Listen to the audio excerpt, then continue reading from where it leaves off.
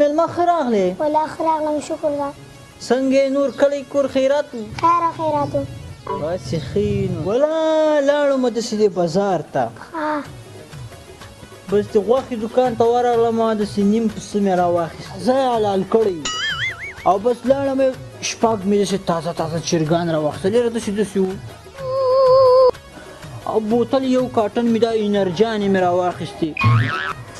او پولاو نه پولاو مې تیار راواخیستې یو تکړه هوټلي دا یو رقم کابلي پلاو پخوي داسې یو پولاو دې ته معلومات شته څنګه پولاو پخوي هغه پولاو نه ده واخ پولاو که پولاونه بیخي خوندور پولاو پخوي که نه دا رقم یو پولاو به دې چې چېرته خوړلی دا مې راواخیسته ورا مې و هغه میوه انار او انګور او مڼې هغه خو کې یادوه نار مڼې کیلې مالټې امرود دا خو ما نه ویرو دا داسې مان مې راواخیستل پوه شوې ښه کړایي دې پانه م خوښوه پرېمانه هر شی ښه ډېر پوه شوې بس نورې څه کې زورور ده زرنج مې داسې کړه داسې تخته د زرنج مې داسې سمه داسې تخته کړه پړی مې پې کش کړه ورسه هغه کله به تیار یې هغه راوړه پیرې خو مزې دي غوښې چرګان دي ما ورته خرچه کله کله ښایي که څنګه نه پرې کله کله دغه خرچې کوه خرچې خو مونږ کوو پوه شو مزې دې مزې کله به یې راوړي څومره ډېر ټیم یې تېر کړ لکه څه غوښې او چرګان درنه پخېږي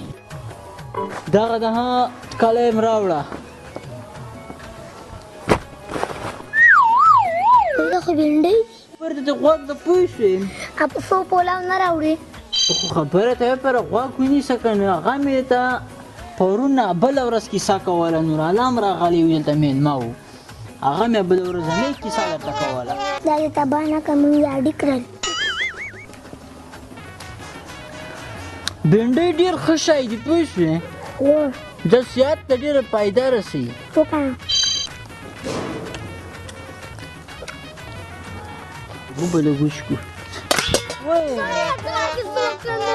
پام کوه یاره پولاونه نو توبه ده دا پینډۍ دې ما منظار کړ